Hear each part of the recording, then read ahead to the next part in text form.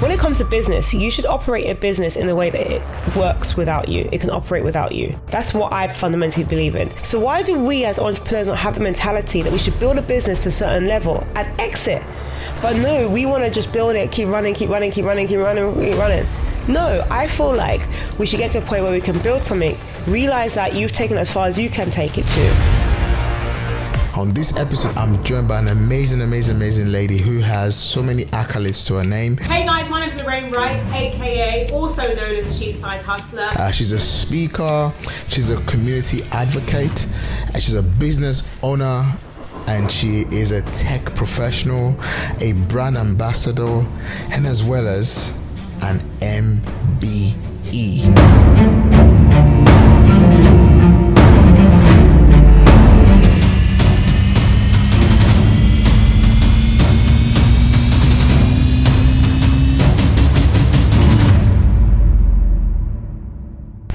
Hey, welcome to the Wealth and Business Podcast.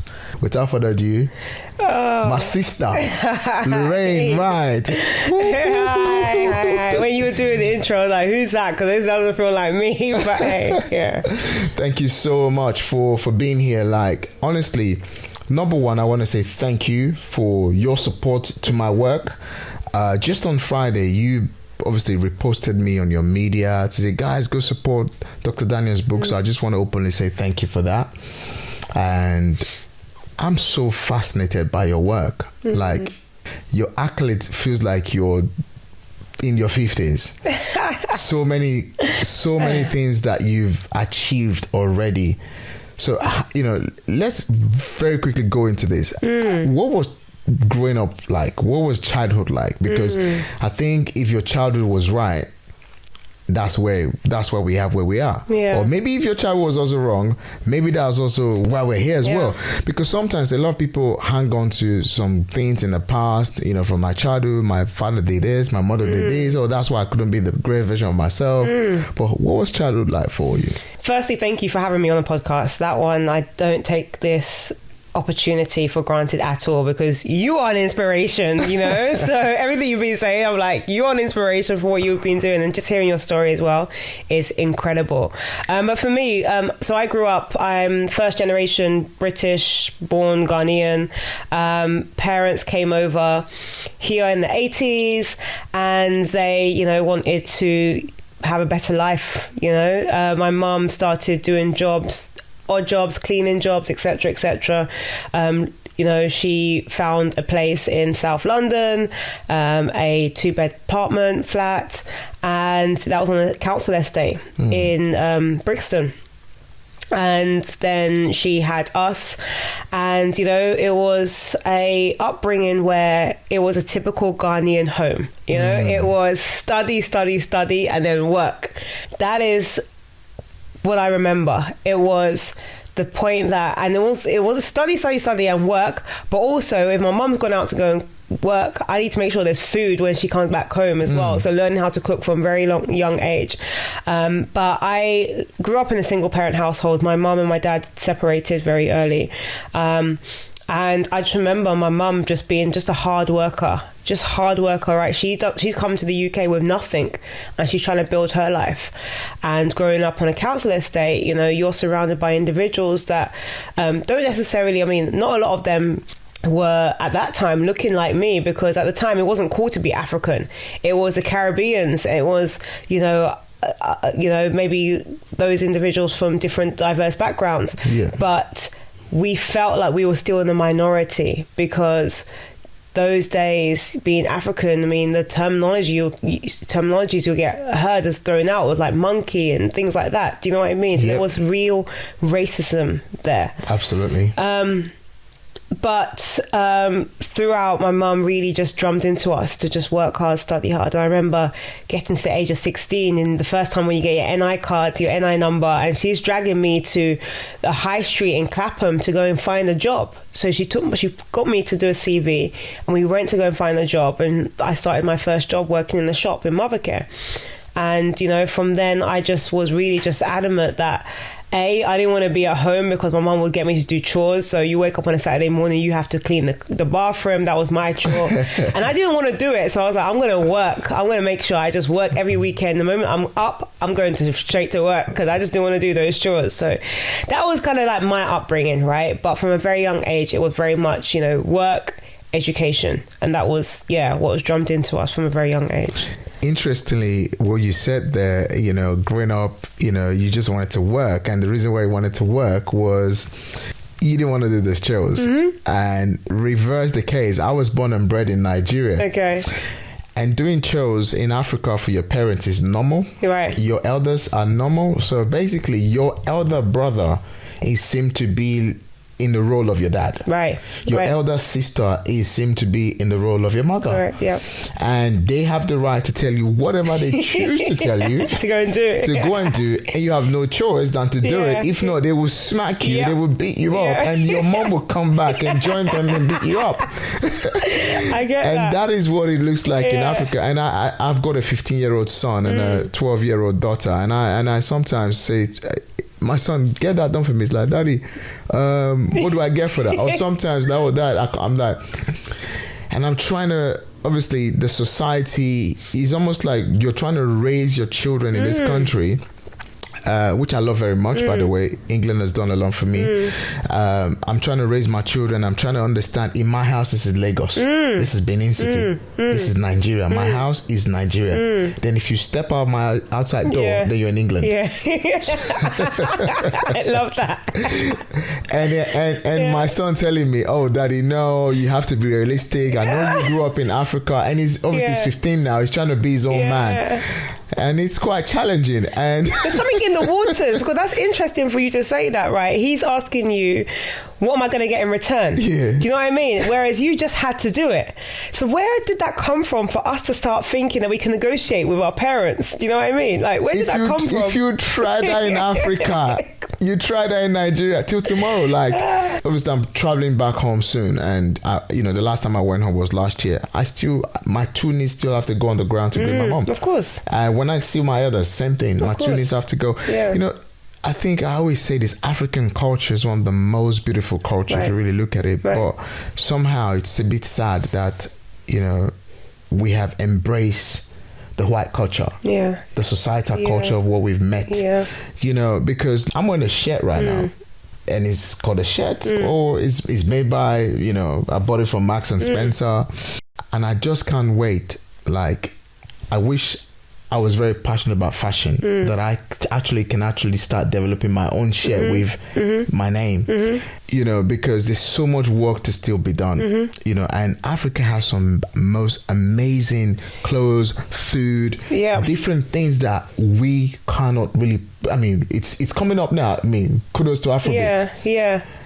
But that's an interesting point about the clothes thing. So we're starting, myself and my husband, we're starting a fashion line in the kaftan space, so African wear. And it's interesting you say this because we have this debate. So we went, for example, to a Ghana conference that was here in the UK. And when you go there, if you wear kaftan, for example, in that environment, it looks good. It looks good, right? But then if you wear kaftan to a business conference, you look awkward. Do you know what I mean? And in Ghana, it's almost like it's also, I don't know how there is this cultural thing that's happened recently where they try to embrace suits because it makes them feel, I've seen now, if they wear suits, they feel like they're more business orientated. Yes. But where did that come from? Because I feel like if our wear is kaftans and African wear, why can that not be seen as business wear? Do you see where I'm going with that? This is the thing. It's like, honestly, like I was speaking to my cousin who is a designer. He makes suits, and I said to him, "Can you make me African material suits?" So obviously, it's English made. English people created suits, but if I can start wearing suits, there is African fabrics. Yes. And thank goodness I've got a little voice now, and people can start seeing that I'm wearing it all the time, and might help us wear one of mine then. Honestly, anyone who's watching this, because we've got a lot of audience from Ghana, Nigeria, the UK, and listen, feel free. I'll model for you for free as long as you can sew me some new. Just give them to me for free. I wear them every single day because I love suits anyway, and this is the thing. You would never find a Mr. Rishi Sunak, who's now the Prime Minister of Britain, and as well as the Joe Biden, the Prime Minister, the President of the United States, go to Nigeria and wear an agbada throughout his visit in Nigeria. And I think that the more Africans start to really understand the power that we also carry, the better for us, because there's a lot of work to be done. When we talk about wealth creation, let me share something very, very quickly, and this is where this is going to. I was doing a little bit of a research the other day, and it says that Black people, African people, we're still one of the poorest people on the food chain, regardless of how much we think we've come. It says Black African group were the most likely to be in the lowest quintile of the wealth statistics, right? With over 54% still live below £42,200 per year income. Wow. £42,200 per year income. So you can see that there's still a lot of work to do. But however, the average household of maybe the Asian and Caucasian minority, we're looking about, obviously they're professionals and stuff like that, but we're obviously looking about, 80 to about £100,000 of income. So there's work to be done. And how can we start to reverse this is where I'm going to with this, until we learn to support each other and buy from each other. Let's be very clear about this. Like, I can go to a restaurant now, a Chinese restaurant, to buy Chinese food. Yeah. Will a China man go into a Ghanaian shop to buy jollof rice? No, he wouldn't. So I think it's time for every aspect of Black businesses to start achieving what Afrobeat has achieved. And until we do that, we're not going to be able to distribute the wealth. So what's your take on that? No, I find that's interesting, right? I think there's this disparity. I think there is a more deeply rooted challenge, right? Yes. It's nothing that, yes, I think we can look at Afrobeats as a crossover, but Afrobeats is a cultural thing that can cross over. But when it comes to business and a mindset, there is still work to be done in that area, and that's something that you can't just change overnight. Afrobeat rose over, let's say, a 10-year period, right? We're starting with the P Squares of the world. We're starting with those individuals that started like way back, right? And it's only now that you've got the Davidos and the Wizkids and whoever at the forefront right now. So that's come over a period of time. But for us now, when it comes to business and sharing the wealth and letting our culture kind of penetrate and cross over so that the Chinese man now comes and buys jollof, it takes amplifying voices like you're doing, for example, on these podcasts. It takes us having a seat at the table in boardrooms in top corporates.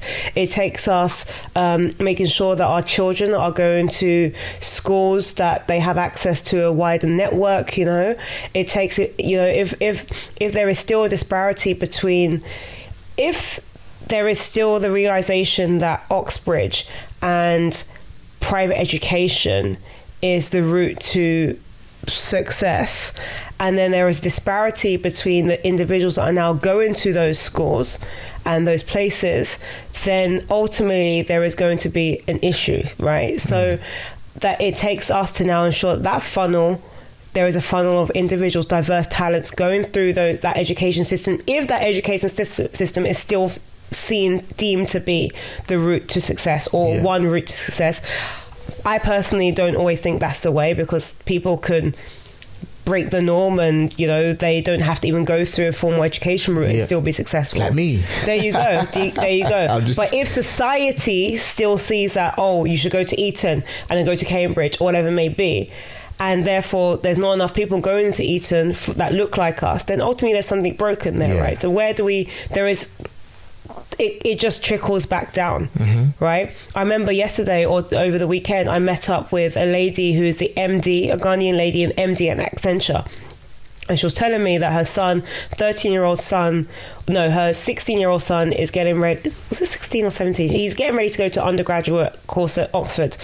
And then she was saying, like, she's had to get him through cricket. She's had to get him to do certain things, different things. This is because her mind has broadened, right, in order to get to that. So how do we now educate our children to follow certain routes so that they can now have access to those universities, those schools, etc.? And it takes that, but it takes people like you and I to be in those positions. Her mum is an MD at Accenture. That's not normal. Do you know what I mean? But she's a representation that can help her future generations. So there's a lot of work to be done all the way through. School system, education system, boardroom, etc., etc. I hope that answers your question. Absolutely. I couldn't agree anything less. I'll give you a very simple example. When I began my journey way back in 2016, first time I went to a conference that was, property and wealth creation was being taught. When I go into that room, I was the only black man, and I've shared it over and over and over and again in my books and everything else. Well, for me, before that time of my life, the only people I ever associated myself with was black people. Church, parties, food, everything. Yeah. Where would I go to eat, the other food, but except for black food or except Nigerian food. And that was my life for a very long time in this country. But obviously, what changed was that conference for me. The moment, because I was an Uber driver, I was a taxi driver, I lost my business. And I remember going to that room and feeling depressed, feeling low, feeling angry, not happy with myself. And the first thing I did was, when I go into the room, I said to myself, I can hear in my ears, you don't belong here. But I stood and I heard a little tiny voice telling me, no, you belong here, you belong here, you belong here, you belong here. And I remember going to church on Sunday, and I was just sharing one of my friends from church, like, oh, listen, I went to this property thing, and the first thing he said to me, that thing that you said you're doing is for white people, it's not for us. And I'm like, for 1 minute, I kind of accepted, but the next minute I rejected it. And I said, no, because of that, I'm going to go and do whatever it takes. Yes. And I started building on my courage. Obviously, I was going through a very major challenge in my life at that time. Till tomorrow, there are a lot of people that will see themselves in the room that they truly belong, but they will say that it's not for them because of societal backgrounds, your community, what you've been told from your childhood that you will become and you would not become, and stuff like that. So there is a lot of work to be done. Absolutely. And this brings me to, when my team sent me your profile, and I was looking at it, I'm like, wow, this is powerful. How come I didn't meet people like this like 4 years ago, 5 years ago, 6 years ago? But obviously, maybe at that time, you too was also making your journey. Obviously, life's all about going through that journey and, keep developing, keep growing. And now when I was looking at it, the Queen of England honored you with an MBE award. All right. And I'm also looking, a lot of people around you are starting side hustling business, and you're a champion as an entrepreneur who's also helping other entrepreneurs start and grow. And just recently, HSBC and Black Business Show has nominated you to be top 25 Black female entrepreneur. And not just that, it doesn't end. I can go on and on and on. I'm going to come to how did we get here from that girl who didn't want to do chores at home, right? And not just that, you was listed in 2018 in the power list of UK most influential person or people within the African and Afro-Caribbean at the Black Business Show as well. So from not doing shows, from not doing shows, from not wanting to work, I can see how much aggressively you basically decided to go and be successful. So tell us about, because first of all, the society of who we are or where we came from, our struggles, going from the council flats and stuff like that. You don't see these things on the news of people like you who are winning every day. Right, but you see, when you watch BBC, you watch all these different channels every now and then. Obviously, they're trying to celebrate us more now. But 5 years ago, 7 years ago, 10 years ago, it was worse. Like that. So tell us, how did that begin for you? Oh, gosh, that's a huge question. Where did it begin? Yeah, I think it probably began at university. So I went to Brunel University, and I like how you said that you were surrounded by black people, right? So for me, I went to university. I did leave college with 3 A's. I could have gone to an Oxford or a Cambridge or somewhere, but the problem was I didn't know I could. Nobody told me that I could, right? With those degrees, those A levels, I could have chosen to go anywhere. I don't know. I think nowadays it's like A stars, etc. But those days it was A as a top grade. But I wasn't surrounded by a network that can educate me on the fact that you can go to an Oxbridge or a Cambridge or Red Brick University. Yeah. But because I was surrounded by, I can't say this in the, probably less informed. That's a great way to explain. Less informed individuals. The same way that brother said to me, property was for only white people. That's my point. Less informed individuals. I remember a career counselor or whatever. It's like, why don't you try going to Brunel or something like that? Do you know what I mean? That career counselor was a white individual. So, but I also used my own wisdom, or let's say God's wisdom. God gave me wisdom at the time to look for a course that allowed me to actually have a sandwich placement, so a year out during the course, so I could actually get some hardcore experience during that time of university. So going off to university, I went to Brunel University, which was majority black. Like, it was, I was having a conversation with somebody the other day, and it's the kind of the UK version of like a HBCU, like a historically black college that you would call it in the US. Like, Brunel is like infamously known as a university that has a lot of black people. But the great thing about going there was that everybody was hungry. Everybody was hungry to break a stereotype. Everybody was hungry to hustle.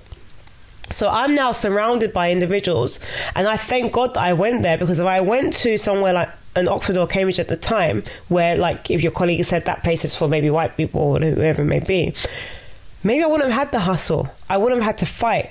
I don't know. Who knows, right? Yeah.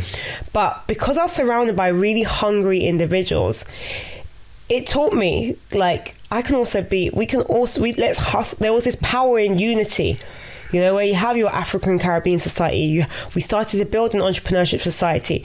We had individuals come in and speak to us who were like, I remember those days, like Tim Campbell had just finished being on The Apprentice, and he was now coming and speaking, and we're seeing, wow, there's somebody who looks like us that knows about business. Yeah. Do you know what I mean? So we were able to relate. There was people around us that we can relate with, and there's power in that unity, right?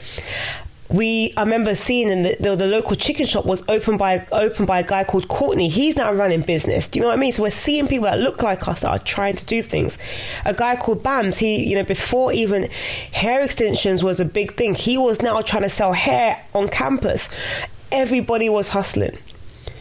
And being a part of that environment taught me how to hustle. I was now selling, phone cases. I was now trying to do different things. When people were in the library studying, I was going to the wholesalers and buying snacks so I can sell it to people after they've been to the library, right? So there was that hustle mentality was there. So I thank God that Brunel gave me that hustle mentality, and that's where it started for me. Wow. I love how you said how you got that hustle mentality. Similar to me. Obviously, I was born, bred in Nigeria, and my hustle started quite very young as well. And in campus, I sold anything sellable. There you go. And I shared out my new book, The Test. How I sold anything sellable in campus, and that's where I come from. And I gave birth to that entrepreneurial side of me. And I mean, coming from Nigeria, for someone like myself, I'm in my 40s now, and 20 years ago when we came to this country, the only black people that I saw were just, that community of people was just, it was all about prayer without action. It was all about fasting without action and waiting for manna to fall from heaven. Obviously, the Bible says my people suffer because of lack of knowledge. And from the moment I discovered that the Bible says my people suffer because of lack of knowledge, it wasn't like there was an issue somewhere or and my life changed. Yeah. And this is the reason why when I bring people like yourself who have achieved some great things in life, and I always don't want to run away from the conversation race. I always don't want to run away from a conversation of the fact that people don't want to talk about it, because I want us to talk about it. I want us to empower. When I started doing social media, when I started showing up on Instagram in the last 4 or 5 years now, I've been showing up. When I look around people who are now doing content, and I smile, because when I started, I was looking. I never saw people pushing it as hard as I am pushing it. And I see people now telling me, oh, Dan, I'm doing podcasts because of you. I'm doing this picture because of you. And when you came through just now, you saw my business partner, Kevin. 2018, I met Kevin. Kevin was my mentee. Then we became business partner. And the good thing with him was that he was good with cameras. So I said to him, I don't have the money to pay you. But I promise to give you X number of share in my company. Come and work with me. Let's go and suffer together. We will end the reward one day. I'm not saying I'm there yet. We're still building because it's not over until it's over. Absolutely.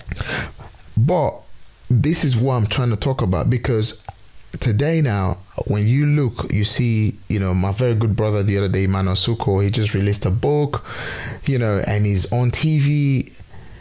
There is work until we all come collaborating together. You said you saw Tim Campbell, he looked like you. Until we try to make a lot of us who look like us be seen, be heard. Just like now, Afrobeat is now playing in the White House. I saw Donald Trump and the other day, and I watched a TV. I was watching a TV program, or rather something on YouTube, and I saw Joe Biden nod his head to Afrobeat, and I'm like, yes, and that's what we need to do, because the world, Africa is a big nation. And the market in Africa is huge.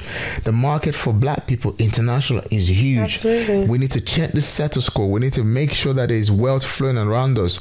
And the reason why there is no wealth flowing around us is because sometimes we believe in the academic knowledge, but we don't believe in the practical knowledge. That's correct. So the academic knowledge is people going to school to study science, medicine, and all of this.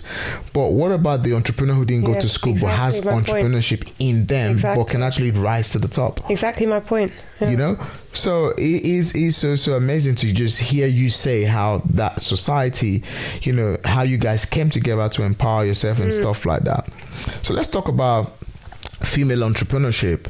And first of all, what is your take on female entrepreneurship? Because I think there's not enough, especially black female entrepreneurs in this country, the United Kingdom. I think there's not enough of you.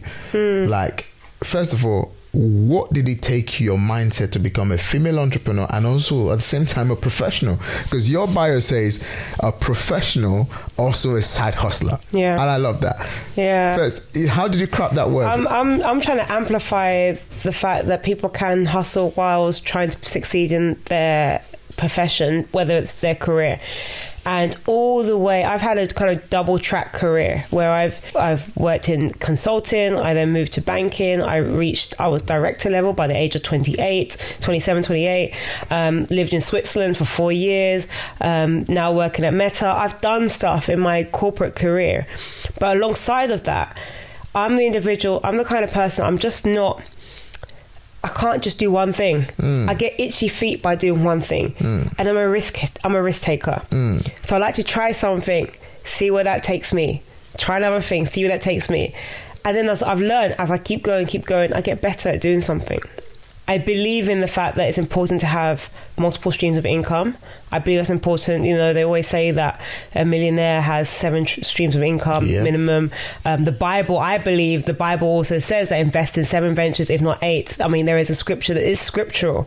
So I also fundamentally believe it's important to start to generate, especially right now where there is a cost of living crisis. There is a tech sector that's going through tremendous challenges where people are being made redundant left, right, and center.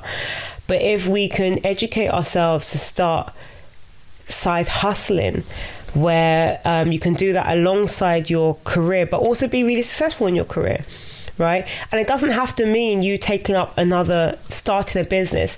It could mean you taking a board position, a trustee position. It can mean you helping another business, collaborating with another business to help them to be successful. I think all too often nowadays, people feel like it's important that they have something that they own. And it's losing, if we go back to what you said about us helping each other and supporting, it means that it's almost like everybody just wants to have something for themselves. But why can't we be a trustee or a board member on somebody else's company? 100%. That is a side hustle. Do you know what I mean? Funny enough, you say that. It took me more than 2 years to convince Kevin. I said, listen, you don't have to be the entrepreneur. Be the intrapreneur. Correct. Because there's entrepreneur, there's intrapreneur. Absolutely. The intrapreneur is actually, they're the most powerful people than the entrepreneurs. Correct. Because sometimes, I think you're 100% right. Everybody is trying to go and build something of their own. Correct. And building it wrongly and actually running back to the 9 to 5 that they're like, oh, yeah, go and do this, go and do that, and people are running back to their job because when they got into the real entrepreneurship life, they discovered as an entrepreneur, you wake up in the morning, you're thinking, how do I generate the next income? Correct. I mean, I'm not there yet. I'm still building. Like you, a lot of us are still building. I'm the first person to put my hand up. But what I'm slowly starting to self-aware of my own limitations, self-aware of what I'm good at versus what I'm not good at. Before, I used to want to do everything. I've got to a point where that I might not be the best person to take it to the next level. Yep. That's a realization. That's me being self-aware. So I'm looking for people that are ready for a turnkey business that they can literally come and pick it up. But everybody wants to run and start something from scratch. You can find people like me that have built something that already have a name.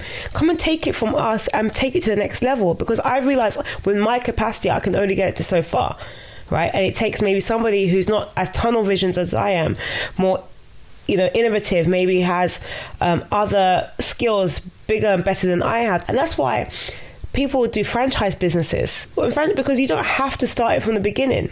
You can pick it up and run with it, or come to people like me who's got businesses that I've realized that I've taken it as far as I possibly can take, because I actually believe in fundamentally, when it comes to business, you should operate a business in a way that it works without you. It can operate without you.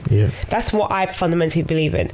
And why do we have a lot of venture capitalists and private equity firms? Because they want to build a business and exit. That is what they want. They want to make money, and they can make money through exit. So why do we as entrepreneurs not have the mentality that we should build a business to a certain level and exit? But no, we want to just build it, keep running. No, I feel like we should get to a point where we can build something, realize that you've taken it as far as you can take it to, exit, give it to somebody else, and they can now take it to the next level. But not a lot of people have that kind of mentality. I'm there. I have businesses I'm ready for people to take off my shoulder. I built it. I built the brand. Now they can take it. There's inbound inquiries coming in, but maybe I might not have the capacity or might not have the skills to take it to the next level. So I think there's an importance that people should be self-aware of their limitations and find people that have the strengths that maybe complement. Like, you've got your business partner, he has a strength that you maybe didn't have, and he's able to work with you. But I think there's power in collaborations, and there's power in trying to, you don't have to start something from scratch. And everybody seems like they're running to start their hair business, they're this, they're that, they're this from scratch. When you can take something, there's turnkey businesses out there that you can pick up and run with. Statistics shows, it says, I think if I was right, over 45% of new businesses that start don't even last the first 12 months. They don't. But if there was people that could actually start to now pick up those businesses and take it to the next level, that's something that we haven't really thought about before. 100%. I mentor people in property, in business, and so on and so forth.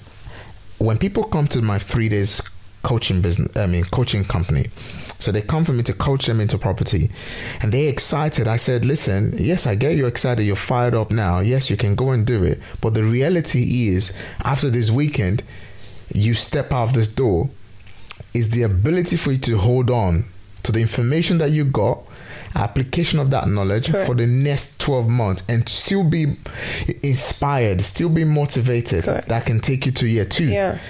Then year 2, the ability for you to still keep watering that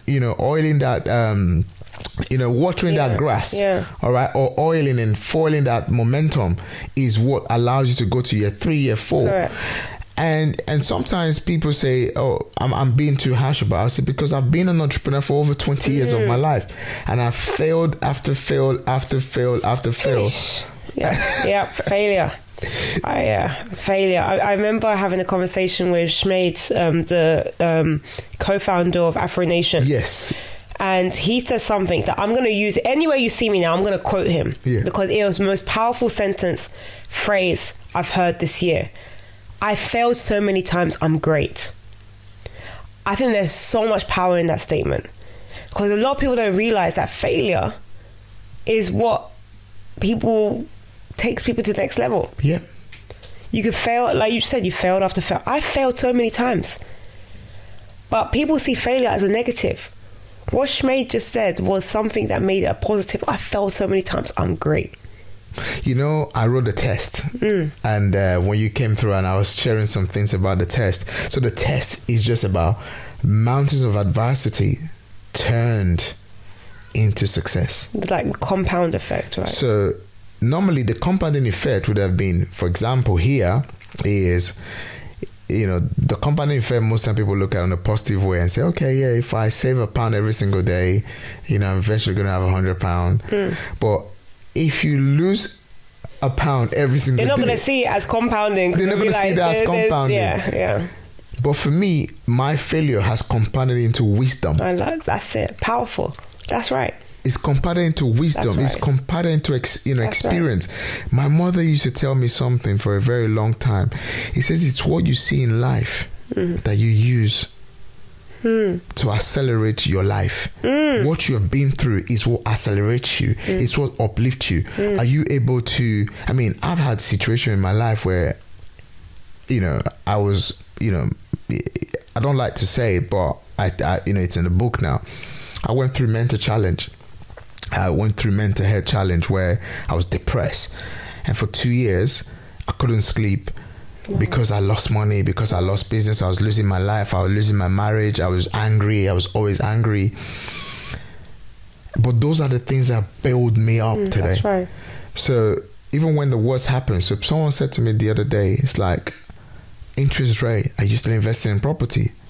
I said, I will invest every single day as long as I raise more money. Because once you understand that everything in life compounds into opportunity. That's right. So whether good or bad, it compounds into opportunity. And not a lot of people are ready, though they aspire to becoming entrepreneurs, that can be able to fail forward rather than failing, you know, most people fall backwards. It reminds me of a conversation I was having with a financial advisor just a few days ago, and I was telling him that he was asking me, okay, let's list out some of your assets, etc. And I told him, let's not consider some of my stocks right now.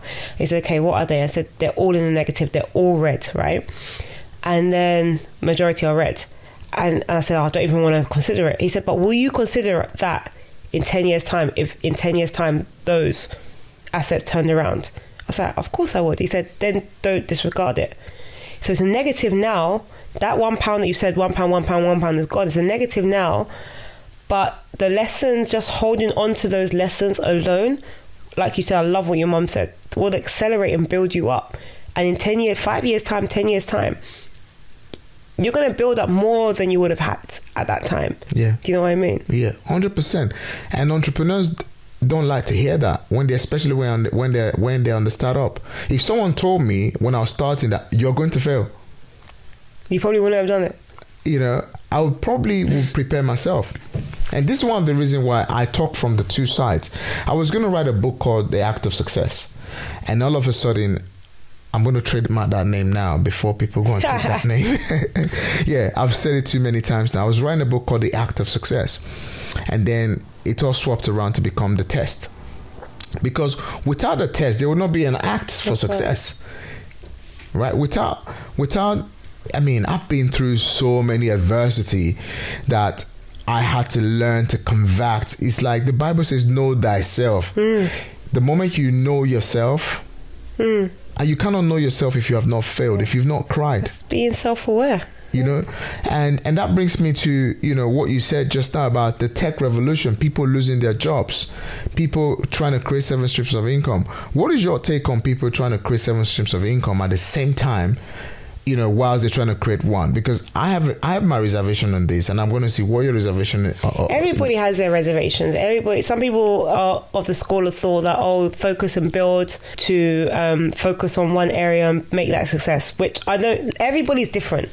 Everybody can do it in different ways, right? I'm just the individual that I'm interested in loads of different things. Yeah. And I can sit here now and say maybe 5 of my side hustles that I've done could have all failed, but I tried them. But I tried them whilst I still had a safety net. Yeah. Do you see what I mean? Because I'm a little bit of a risk taker. One of the businesses that I started and failed was in Ghana, where I found that when Uber was just starting in Ghana, right, and it was becoming big business, and then the model there in Ghana is where you can become a car owner and you can give it to drivers. We went to go and buy a lot of cars in Switzerland and ship them to Ghana. But we didn't think far in the sense that, and I was doing this whilst I'm working my full-time job, right? So go and buy cars, ship them to Ghana, find drivers, drive them, they'll work for Uber, they'll pay me every week. But then the drivers will start having start making excuses, and then the roads are so bad, so the maintenance costs will outweigh this, and this car had an accident, and then this will happen, and this, and it just failed.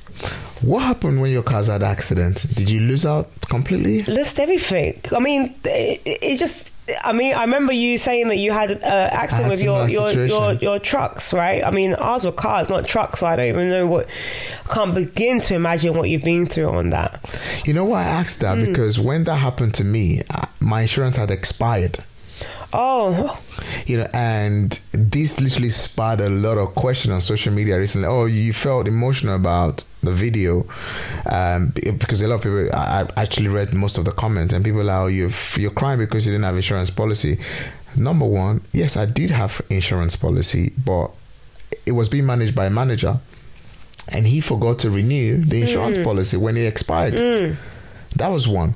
And that's well. Number two, sometimes how many insurance at that time, obviously, because we live in the West, we understand insurance. Yeah. But even at that, there's still some reservation around it. They might not even paid out, even if you had it. They might, you know what I mean. So the cars ended up being sold, still there, given away, whatever. It was just hard, but I had the safety net of my full-time job. Yeah, you have something to fall forward to. Exactly. But all of this built me up. All of it built me up. Do you know what I mean? Because if you don't learn anything when everything is working. Do you agree with that? I agree 100%. Yeah. I learned so much with this transportation business failing. And we were thinking large scale, fleet. Do you know what I mean? But we learned a lot from it. Wow. Let's go back to mindset a little bit, and then we're going to try and wrap up very, very shortly. So you spoke about mindset at the beginning of this conversation. And for me, I go to a very big church. We have over 5,000 members, if I'm very right, because the church capacity is about 5,000 capacity, and once in a while it does fill up, but across the globe, we're definitely more.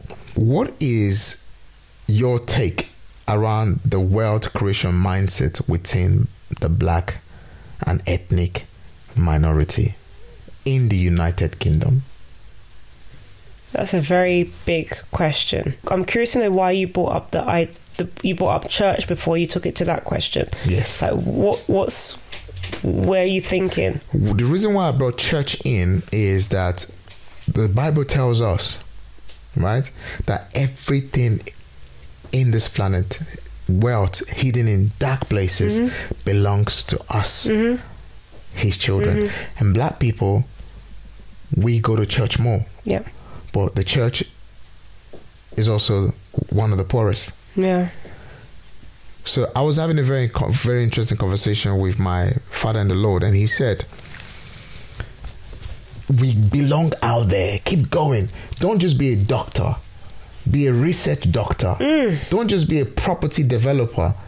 All right? And his words transform my life. But yet I have been where I've seen some of the people, and they like to keep it quiet. They like to keep it, they rise to the top of their career. Nobody knows about it. So for me, it's not the church that's the problem. I know you have to pray, right, to get God to work. But I think prayer without action. Absolutely. So it's a very controversial conversation. Yeah. But what is the mindset, especially because I'm going by data. I'm not going by the rich people that I know that are Black. Yeah. I'm going by what data tells me, because data says over 54% of black people are poor. I think there's a lot of, as you were speaking, and the reason I asked you that, I'm a Christian as well, so I wanted to ask that just to understand where you're coming from. But as you spoke, a lot of things just came to mind, and it goes back. A lot of things are deeply rooted in culture. I'll give you an example. It might be different from a Nigerian culture standpoint. Nigerian and Ghana are the same. See, I would challenge you on this, because Ghanaians typically, we are more reserved as a culture, right? Growing up, we're taught not to answer back, not to ask questions. You go into class, this is what the teacher says, this is what you do. You don't challenge the teacher, right? You probably are able to pass that class by reading everything verbatim. Whereas in the, let's say, the UK culture, Caucasian culture, majority groups culture, whatever it may be, it's all about curiosity. It's all about questioning. It's all about uncovering more things. It's all about, you're scored on points at school for critically assessing things. Do you know what I mean?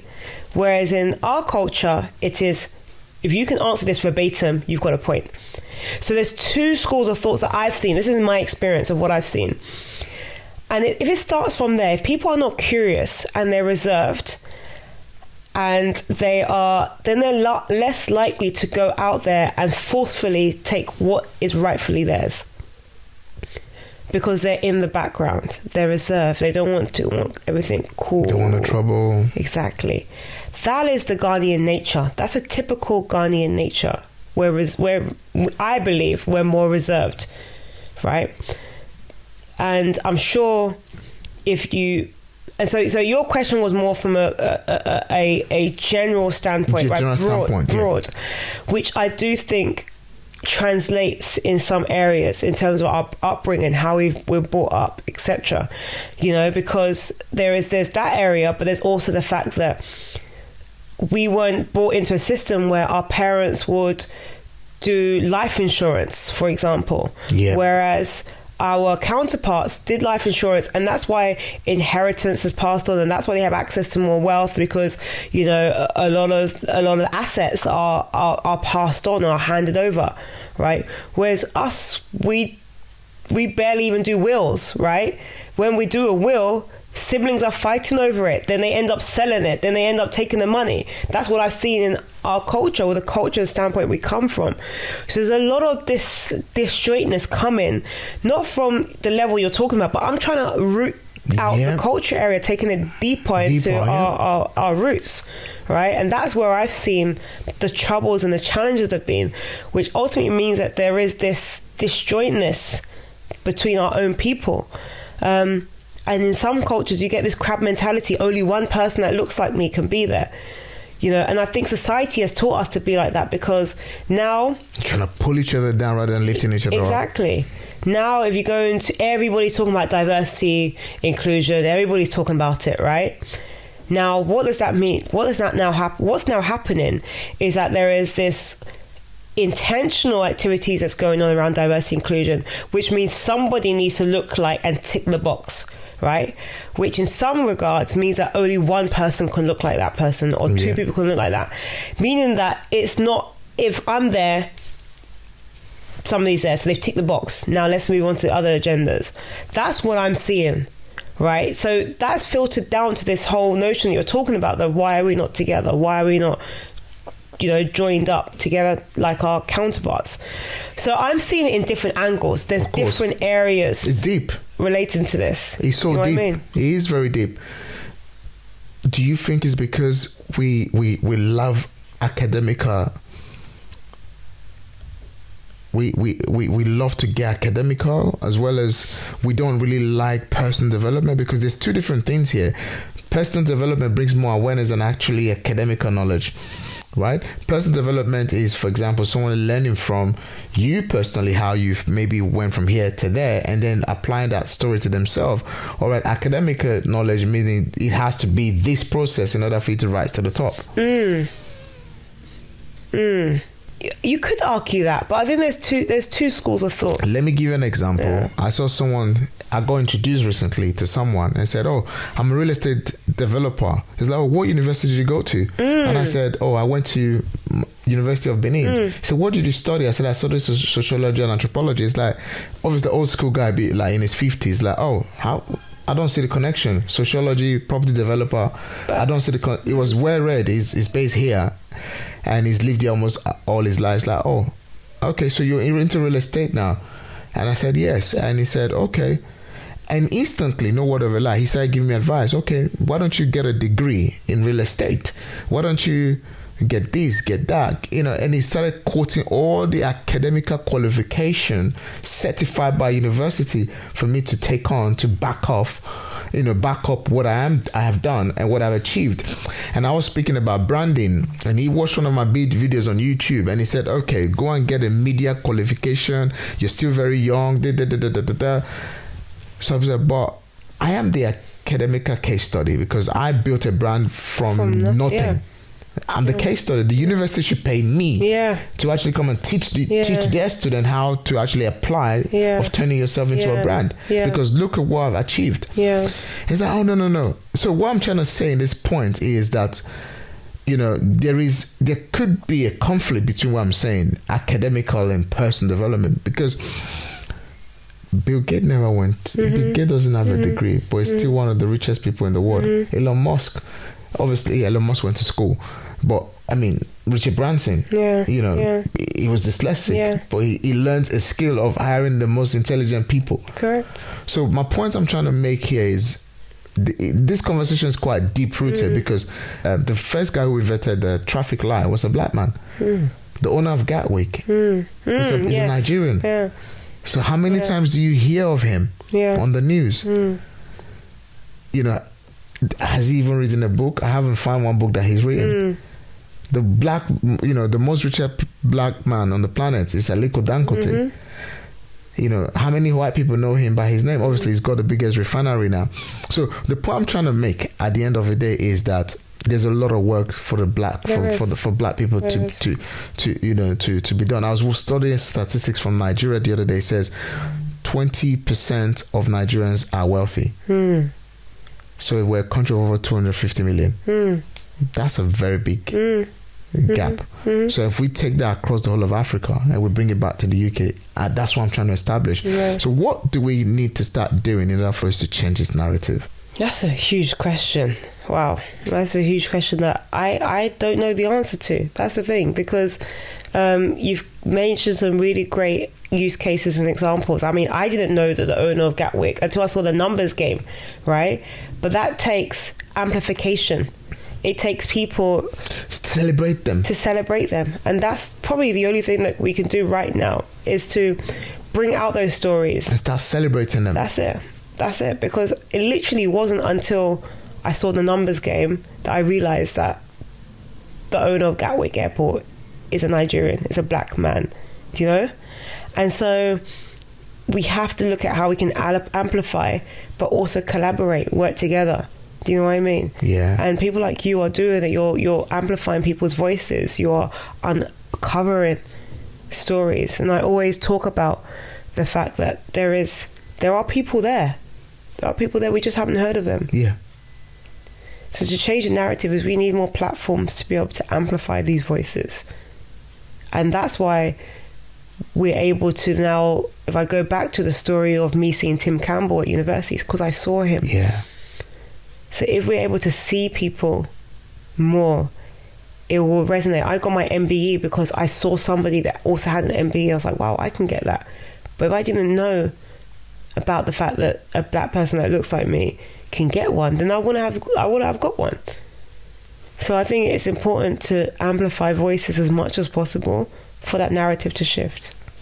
I totally agree with you, Lorraine. It's been so super powerful. Like, I just love the fact that I can genuinely have a conversation, and I hope the audience here is able to obviously pick out a lot of this. There's a lot of key nuggets dropped.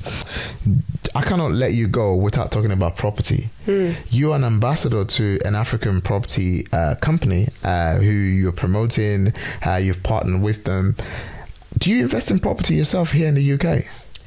Yeah, residential, But Okay. in Ghana, it's more for investment purposes. So let's talk about the current property UK market at the minute. So,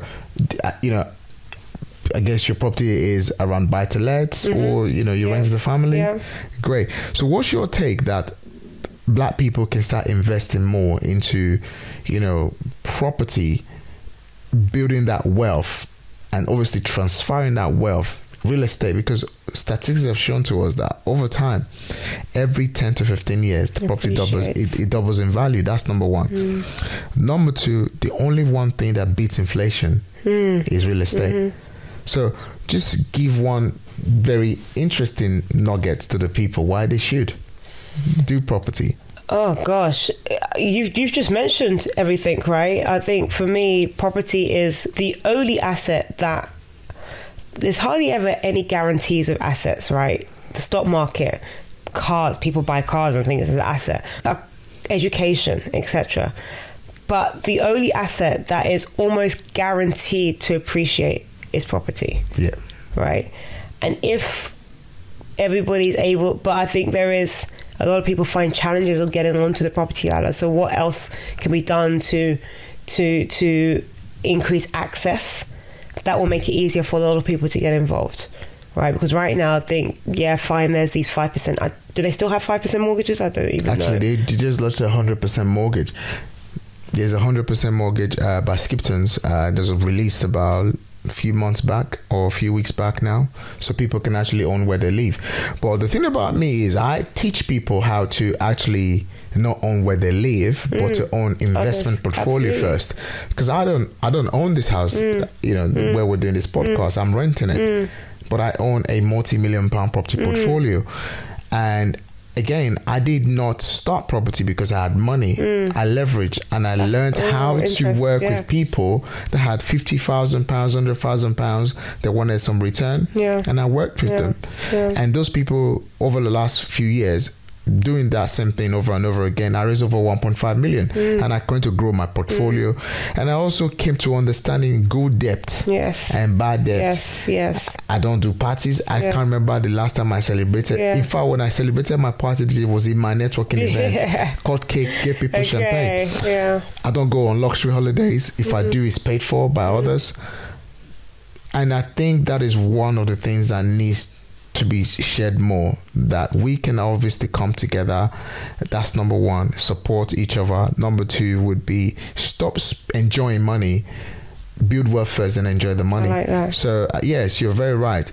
If we're able to come together, understanding that wealth wasn't built on money you had saved, wealth was built on leverage and debt. That's a lot of I remember when I went to go study I know we're wrapping up, but I went to study my MBA, and one of the things that I took away from the MBA, a lot of wealth has been generated by using other people's money. Yes.